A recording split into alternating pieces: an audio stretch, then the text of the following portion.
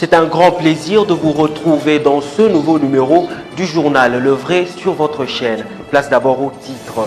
Moïse Katumbi a finalement foulé le sol congolais après quelques temps passés en dehors de nos frontières. Dans ce journal, vous suivrez l'interview exclusive du candidat déclaré à la présidentielle. Le retour de Jean-Pierre Bemba à Kinshasa continue de susciter des réactions au sein du microcosme socio-politique.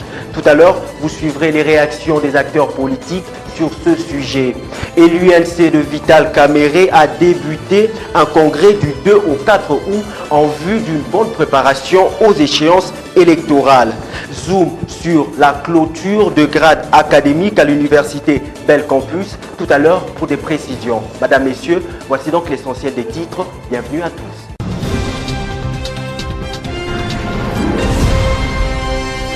Parlons santé, après l'Équateur, le virus Ebola frappe la province du Nord Kivu dans l'agglomération de Mangina. 26 cas de fièvre avec des signes hémorragiques dont 20 décès dans un village près de Beni. Julien Paluku, son gouverneur, appelle au calme et à la prudence. Des 6 échantillons envoyés à Kinshasa, l'Institut national de recherche biomédicale, INRB en sigle, mardi 31 juillet, 4 se sont révélés positifs. Face à cette situation, Oli Ilunga Kalenga, ministre de la Santé, assure qu'à ce stade, rien ne dit que ces deux épidémies séparées de plus de 2500 km soient liées.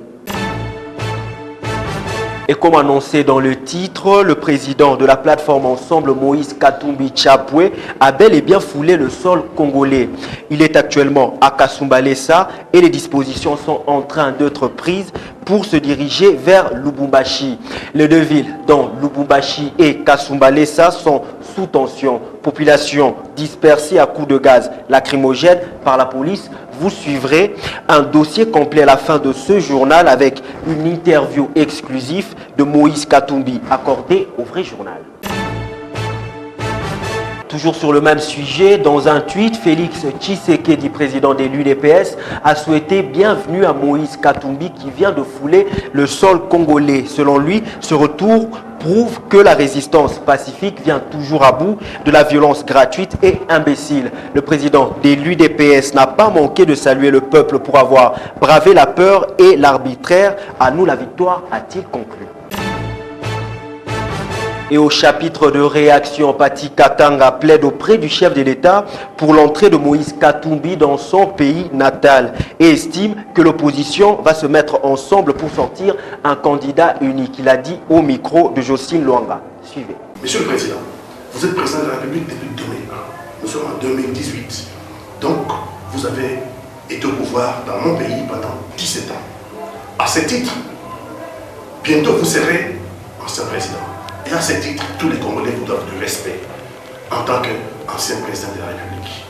Et nous vous demandons, nous, acteurs politiques de l'opposition, de ne pas écouter seulement votre cours, d'écouter aussi ce que l'opposition vous dit. Moïse Katumbi vient de rentrer avec multiples difficultés dans son pays natal, dans sa province natale, qui est le Katanga. Monsieur le Président, nous vous demandons de laisser Moïse Katumbi arriver jusqu'à Kinshasa, déposer sa candidature. Monsieur le Président, le candidat unique de FCC ne peut pas par conséquent être le candidat unique de la République démocratique du Congo. Tout simplement parce que la République démocratique du Congo a fait le choix de la démocratie. Donc laissez Moïse Katumbi arriver jusqu'à Kinshasa, déposer sa candidature. En démocratie, Monsieur le Président, seul le peuple est censeur. Laissez Moïse Katumbi se soumettre au suffrage des Congolais. Et Monsieur le Président, vous serez grand. À ce que je sache, Moïse Katumbi aujourd'hui n'est pas condamné par un tribunal. Je pense que sa prochaine audience est convoquée pour le mois d'octobre. En droit, tous les accusés sont présumés innocents avant que leur responsabilité ait été établie par un tribunal régulier. Et du côté de l'ensemble, l'on fustige l'attitude du gouvernement congolais, Chérubin Okende et son porte-parole. Regardez.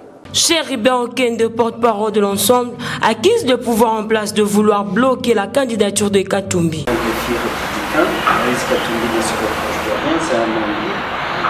Il a été contraint d'évoluer à un certain moment en exil. Arbitraire. Et c'est à vous maintenant de relayer auprès du peuple congolais et à travers. Il n'y en a pas, Moïse Katumbi n'a jamais eu de problème. Kabila qui instrumentalise la justice en essayant d'inventer de faux dossiers qui n'en sont pas. Moïse Katumbi rentre pour dire, bon, si et seulement si nous aspirons à la manipulation. Déjà, un citoyen à qui on refavure exécutable. On peut vous procès, le faux procès qui ont été intentés contre Moïse Katumbi. Par ailleurs, aucun n'estime que l'ensemble ne va pas céder aux manœuvres du régime et de l'instrumentalisation de la CENI. Ce n'est pas que nous ne craignons pas. Nous avons toujours dénoncé cette instrumentalisation de la CENI à travers Corneille Nangaa et toute son équipe. Donc, il faut tenir compte du fait que la CENI, en tant qu'institution d'appui à la démocratie, censée être indépendante, aujourd'hui n'est pas indépendante. Elle est sous la botte, sous la dictée de la majorité du régime de Joseph Kabila. Voilà pourquoi il nous trouve des trouvailles malheureuses avec la machine à tricher. Nous continuons notre combat pour écarter tout ce qui ne va pas nous donner des élections libres, transparentes, indépendantes et inclusive. Retour de Moïse Katumbi, on en parle encore dans ce journal approché. Dorcas Adikoko, allié de l'UDPS, s'étonne de l'attitude du gouvernement congolais, refusant à l'ex-gouverneur du Katanga de fouler le sol de ses ancêtres. Philippe Vompi pour les détails. Dorcas Adikoko pense que le régime a peur de la candidature de Moïse Katumbi. Je voudrais dire, comme dit le président Félix Tshisekedi, la peur a changé de camp. On voit clairement maintenant qu'ils ont peur que Moïse rentre dans son pays. Ils avaient cherché divers problèmes et raisons pour qu'il ne revienne pas, mais en fin de compte, ils ont trouvé que c'était pas vrai. Alors maintenant, ils ne veulent pas qu'il rentre pour poser sa candidature aux élections présidentielles. L'allié de l'UDPS s'étonne de la décision des autorités refusant Jean-Pierre Bemba d'habiter la commune de la Gombe. J'étais étonné, moi j'étais étonné. Quelqu'un qui vient, qui veut rentrer chez eux, on lui dit non, vous êtes plus âgé et votre maman est veuve, donc vous n'allez pas habiter là-bas. Moi je me suis posé la question de savoir si Bemba avait déjà acheté un carré de terrain à Kingakati. C'est ça que je pensais. J'ai dit, mais si toi arrivé, il a déjà acheté à Kingakati, il va aller habiter là-bas. On me dit non, c'est pas Kingakati, c'est Gombe. Moi j'ai dit Kalina, c'est là où on l'empêche. Mais ils savent combien d'années Bemba est resté dans Kalina. Il était au collège Boboto, au collège Albert, en Kalina. J'étais à la télé de la Gombe. Donc, ils arrêtent des bêtises. Moi, je vais demander à Thomas Louaka, l'excellence, qu'il nous fasse un peu, je connais le Congo, je connais Kalina. Comme ça, on saura qui peut rester à Kalina, qui ne peut pas rester, qui était avant dans Kalina, qui n'était pas dedans, pour qu'on puisse faire la part des choses. Sinon, c'est trop facile. Je viens chez moi, vous me dites non, c'est un quartier présidentiel. Restons en politique. Il s'est tenu une séance parlementaire spéciale en l'honneur du sénateur Jean-Pierre Bemba Gombo au Palais du Peuple dans le but d'accueillir le président national du MLC au Sénat après son retour au pays. Ici de noter que c'est la première fois depuis l'installation du Sénat en 2017 que des élus encore présents après 2 mandats ont pu recevoir leurs collègues. Et le retour de Jean-Pierre Bemba continue de faire réagir. Le président du Condor, Gabin Chitea, estime que l'arrivée de Jean-Pierre Bemba est une pression supplémentaire contre le régime de Joseph Kabila. Il est au micro de Justin Manyongo. Regardez. C'est un compatriote, c'est un sénateur pour l'opposition et qu'on avait déjà, il y a quelques mois, salué son acquittement comme étant une pression supplémentaire pour notre combat de l'alternance. Donc nous prenons ça positivement. Bemba était longtemps absent du pays. Il a bien des militants d'MLC, beaucoup étaient désactivés et même ceux qui sont restés activés avaient soif de rencontrer leur leader et que le rôle militant, c'est d'animer la population. Le reste de la population a toujours été neutre et observateur de venir voir l'arrivée et la nouvelle qui leur est présentée. Quand on dit que c'est une pression supplémentaire, on a bien besoin d'un animateur supplémentaire dans l'opposition. Vous avez vu tout ce que nous avons eu à faire ici, il ne faut pas le prendre de moindre. Et par contre, nous considérons énormément quelqu'un qui s'active. Donc ça veut dire que nous avons s'il faut l'appeler un allié, c'est un allié de taille. S'il faut l'appeler un jour un adversaire parce qu'on va aux élections, c'est un adversaire de taille. Et Bemba, c'est un opposant. On est tous dans la même direction de décider pour l'alternance. Émouvoir la foule n'est pas synonyme de remporter l'élection présidentielle. Louis Makiesi, analyste politique indépendant, interpelle le leader du MLC à ne pas se laisser distraire. Regardez. Ce n'est pas un premier accueil que Jean-Pierre Bemba voit de la foule. Effectivement, hier, c'était un peu plus excessif parce que c'est un retour nostalgique. Comme dira la Bible, l'enfant prodigue. Nous avons entendu le slogan. Sitôt voté. En tant qu'analyste, je ne me limite pas là. Je me limite à la prudence que l'homme politique que Jean-Pierre Bemba doit avoir. Parce que ce n'est pas la première. Il aura encore peut-être plus. S'il croit, c'est ça, le vote, alors il baisse les bras. Il peut être surpris. Il peut être surpris. Au contraire, ça doit l'aider à bien ficeler ses stratégies. Pour la simple raison que certaines personnes, même la foule qui était là hier, même ceux qui sont partis les saluer, il est venu plus déranger l'opposition que le pouvoir. Ah bon? Si le pouvoir a une concurrence, ça ne sera qu'un. Mais si l'opposition a une concurrence multiple, dans ce multiple-là, vous croyez, on attendait de guetter de cœur Jean-Pierre Bemba. Il est venu bousculer toutes les cartes. Parlons autre chose dans ce journal, rencontre de Joseph Kabila avec son homologue angolais Lourenço jeudi à Luanda dans le cadre d'une visite d'amitié et de travail de 24 heures. Le processus électoral de la RDC annoncé pour ce 23 décembre et les relations de coopération et de voisinage avec l'Angola étaient au cœur de cette rencontre. Selon un communiqué officiel confirmé par Léonard Tshio-Kitundu, ministre des Affaires étrangères, Kabila a salué les relations de coopération avec l'Angola et est resté muet sur son avenir politique. Thierry Michel, réalisateur français, fustige l'attitude de la communauté internationale au regard des violations graves de droits de l'homme en RD Congo. Des détails avec Bosco Kabamba. Regardez. Pour Thierry Michel, depuis 16 ans, la situation sécuritaire au Congo demeure précaire malgré les différents rapports établis par la mission des Nations Unies sur les violations des droits de l'homme qui sévit en RDC. Puisque les morts n'existent pas au Congo. Depuis 16 ans, les Nations Unies sont au Congo. Un budget de combien? 1,5 milliard, dit-on. Je n'ose le croire. 20 ans d'1,5 milliard. 20 000 membres des Nations Unies, civils et militaires. Mais non, ne me dites pas qu'après 16 ans, nous revenons à la case départ. C'est invraisemblable. Et chaque fois, partout où nous nous sommes rendus avec Colette Brackman, toujours le même cri des femmes. Pourquoi n'a-t-on pas poursuivi nos meurtriers?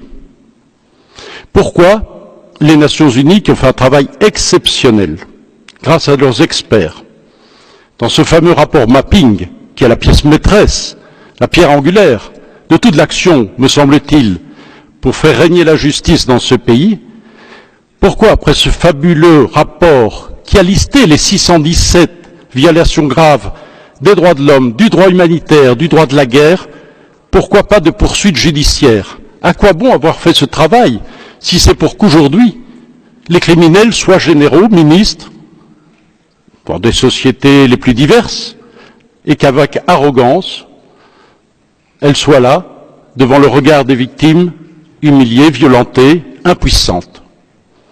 Pourquoi n'a-t-on pas donné une suite judiciaire à ce document? Les listes existent. Les listes ont été établies. On en a encore parlé hier avec Madame Navi Pillay, qui à l'époque avait des responsabilités importantes aux Nations Unies. Pourquoi cette impunité? Pourquoi pas de justice internationale, pas de tribunal pénal international, pas de tribunaux spéciaux, pas aujourd'hui pour le moment de tribunaux mixtes comme ça a été le cas au Cambodge?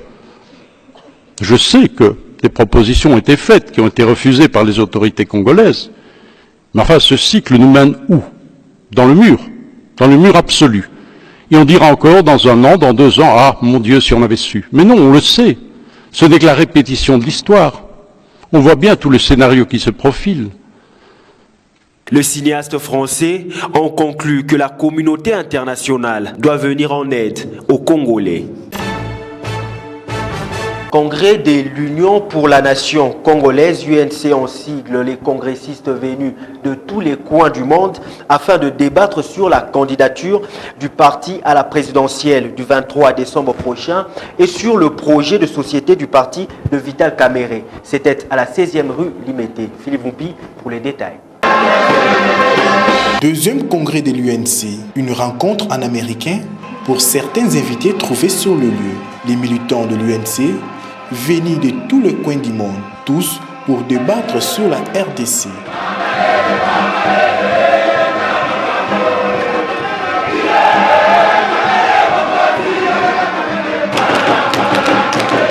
L'unité de l'opposition, tant réclamée par le Congolais, était au rendez-vous. On signale la présence de leaders de gauche dont chacun, tour à tour, communiquait avec les congressistes. Félix Tshisekedi, président de l'UDPS. Je remercie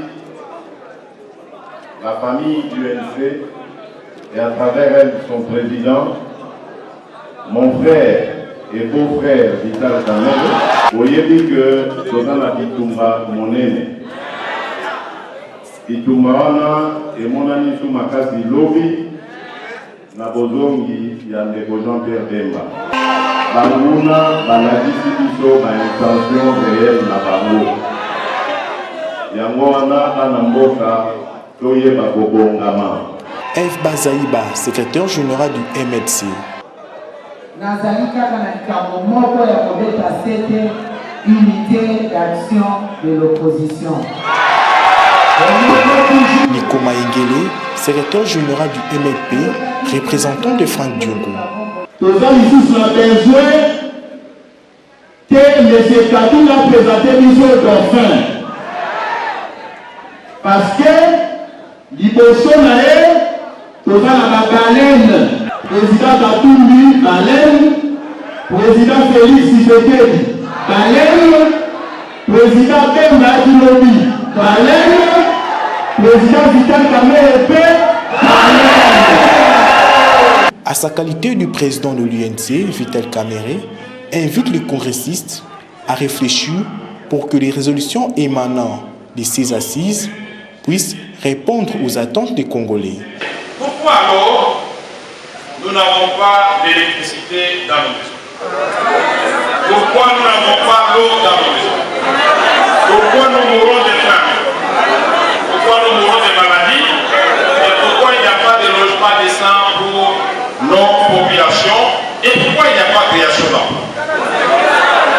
Les congressistes vont vous démontrer dans le programme qui sera présenté à la fin de nos travaux que le Congo peut rapidement enjamber beaucoup d'étapes et c'est au 5e rang de puissance mondiale sur le plan économique.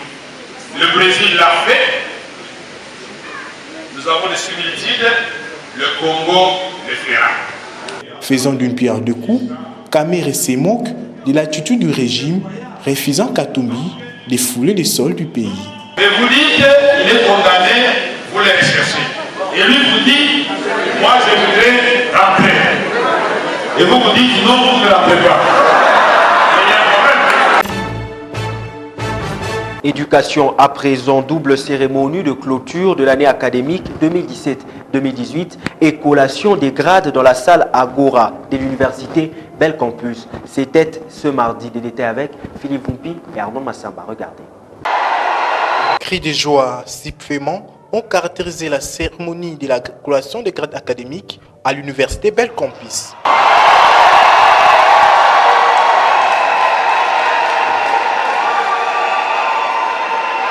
Léopold Bossikota, fondateur et PCA de Bed Campus, le représentant du ministre de l'ESU, les corps académiques et administratifs, étudiants et les familles des lauréats ont pris part à la cérémonie. Après le discours du recteur, interviennent les interventions des professeurs de différentes filières. Ensuite, le discours du représentant du ministre de l'ESU. J'ai l'honneur et le plaisir de prendre la parole à l'occasion de la cérémonie d'autorisation libérale et de la clôture de l'année académique 2017-2018 à l'Université de technologie Bed Campus.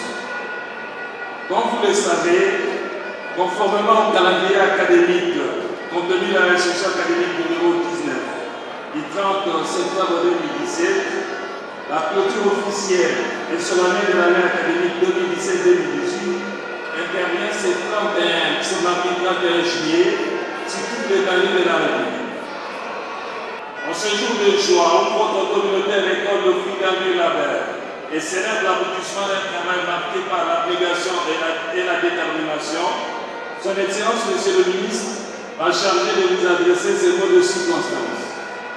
Dans un premier temps, l'occasion est heureuse pour remercier le gouvernement de la République pour avoir mis tout en œuvre pour que la présente année académique arrive à son terme de manière apaisée. C'est le moment tant attendu, la conférence des grades académiques.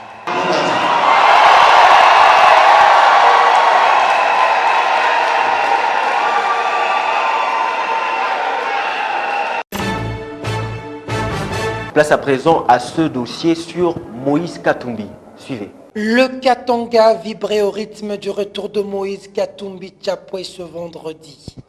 Après plusieurs annonces, le candidat président de la plateforme Ensemble a décidé de rentrer contre vents et marées à la terre de ses ancêtres.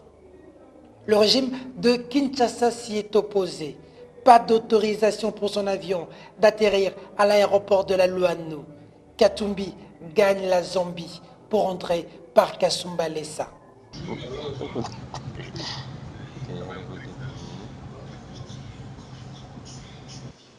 À Lubumbashi, la tension est totale.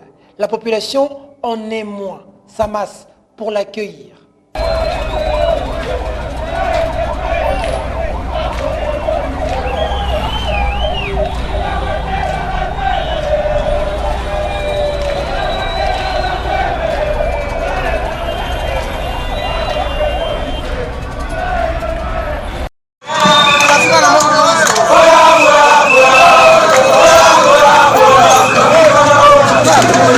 La police, face à cela, disperse la foule à coups de gaz lacrymogène.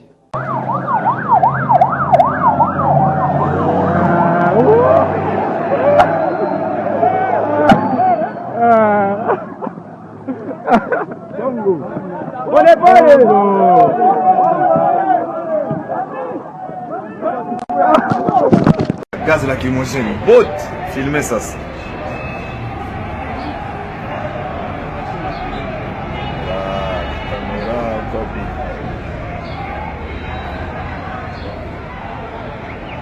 Certains cadres de Ensemble se verront empêchés eux aussi d'aller accueillir leur leader. Christian Mwando s'enflamme. Qui? Pour me détourner de ma route. Mais je suis commissaire principal de la police. Mais dites-moi pourquoi. Je suis arrêté, je fais quoi? Je vous ai appelé honorable. Oui. Vous n'êtes pas arrêté. Alors, moi je pars à de l'aéroport. votre liberté. Oui. Vous me privez de ma liberté d'aller à l'aéroport. Dites-moi pourquoi. Mais vous me dites pourquoi maintenant? Monsieur, moi je vais à l'aéroport. Est-ce qu'il y a un problème avec le véhicule? Non, non. Alors, maintenant, pourquoi vous me détournez de ma route? Monsieur. Honorable. En quelle qualité? Non. Vous me demandez, vous dites-moi l'infraction pour laquelle... Non, non, vous n'avez rien commis comme infraction. Oui. Mais sauf que pour mesure de police. Oui. Vous comprenez? Oui. Par rapport à la loi administrative, je suis en train de vous dire... Papa, c'est une mesure de police. Oh, la tête soit boulée. Ah là là là là là là là là là. Pour cette jeune femme assise, la tête entre les mains, la déception est profonde.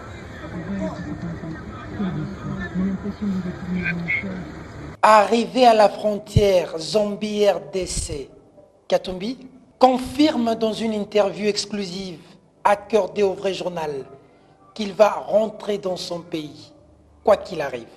Président Moïse Katumbi, bonjour. Comment ça va, Peter? Comment ça va? Je vais bien, comment vous allez? Moi, je vais très bien. Je suis en train d'arriver d'ici 5 minutes à la frontière à Kasumbalesa, si tu m'entends.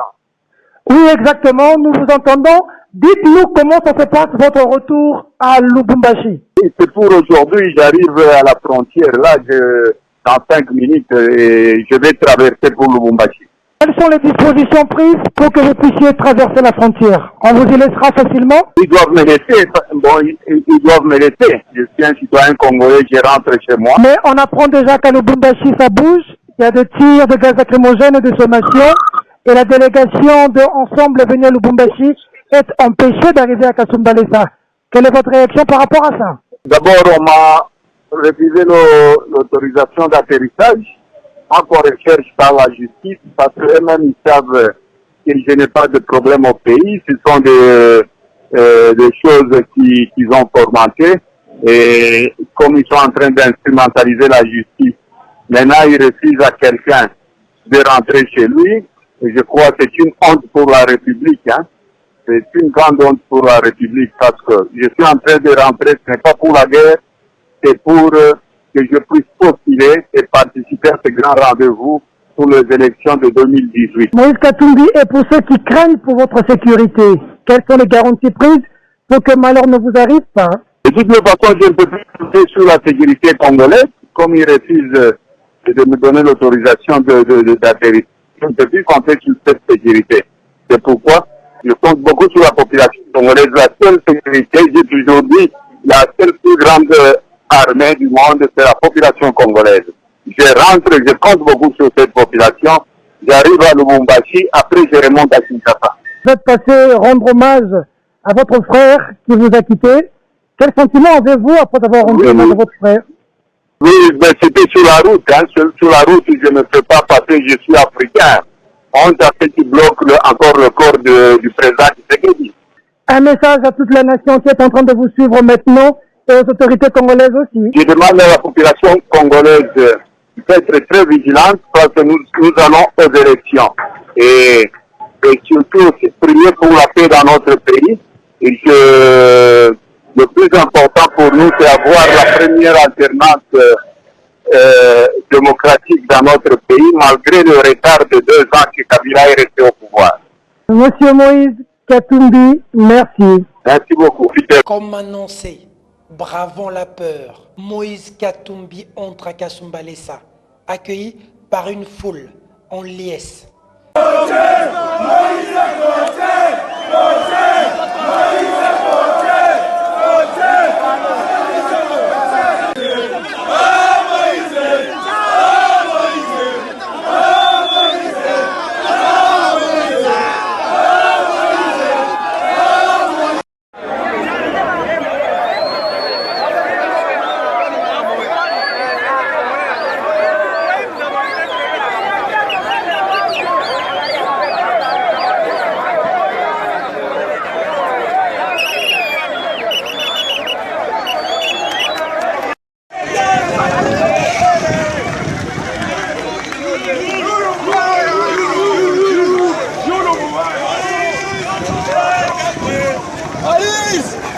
Utopique pour les uns hier, rêve pour les autres, aujourd'hui réalité.